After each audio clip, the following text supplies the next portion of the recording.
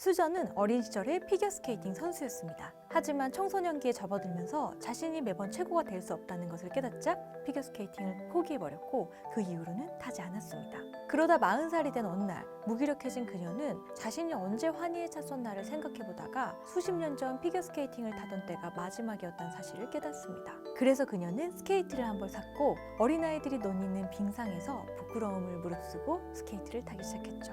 그 후로 일주일에 3번 그녀는 출근 전에 스케이트를 타기 시작했습니다. 그리고 그것을 정말 사랑하게 됐는데요. 어른이 된 그녀는 정말 자신만의 기쁨을 향유할 줄 알게 됐기 때문입니다. 그녀는 모든 것을 과감히 청산하고 캐나다로 이민을 갔습니다. 하지만 이 이야기가 그녀는 어떤 챔피언 메달을 수상했습니다 라는 엔딩으로 끝나진 않습니다.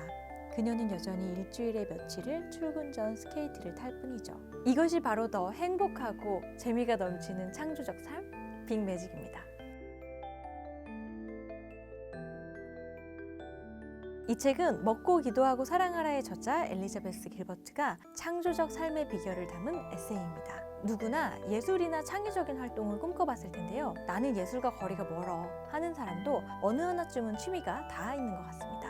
피겨스케이팅 같은 활동일 수도 있고 음악이나 그림일 수도 있고 최근에는 저처럼 좋아하는 주제를 영상으로 만들어보고 싶다 하시는 분들도 많아지는 것 같아요.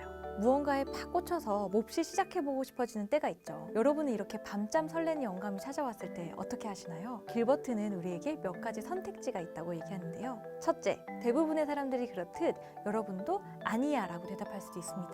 아니야 라고 대답한다면 잘 안 되면 어쩌지 하는 불안과 무언가를 창조해야 될 고통의 필요성도 없어지죠. 둘째, 그래 해보자 하고 결심을 하더라도 억지로 무엇을 만들어내려고 하다 보면 직장생활처럼 따분하고 힘들게 느껴집니다. 그러면 창작 활동이 고통으로 다가올 수도 있습니다. 그래서 길버트는 다른 방법을 추천합니다. 바로 영감이 찾아올 때 기쁘게 겸손하게 협조하는 것입니다.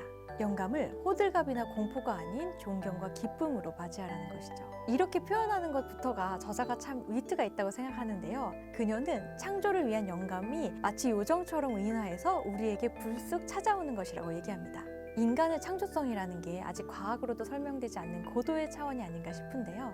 이렇게 창조적 영감이 어떤 영적인 존재나 기운인 것처럼 우리에게 나타나는 것으로 설명하는 게 훨씬 더 그럴듯한 것 같습니다. 그래야 우리가 창조적 영감을 맞이하는 태도를 결정하기가 더 쉬울 테니까요. 예술적인 영감이 갑자기 뿅 하고 나타난다고 해서 우리가 아무것도 안 하고 기다려야 하는 것은 아닙니다. 오히려 영감이 우리가 진지한 모습으로 잘 하고 있는지 꾸준히 지켜보다가 갑자기 찾아오는 것이라고 말하죠. 그렇게 영감이 찾아왔을 때 우리가 기민하게 얼른 알아차리고 반가운 마음으로 손을 잡고 함께 가야 한다고 말합니다. 그럴 때 우리는 우리 안에 있는 보물들을 발견해내어 경이롭고 황홀한 삶을 경험할 수 있습니다.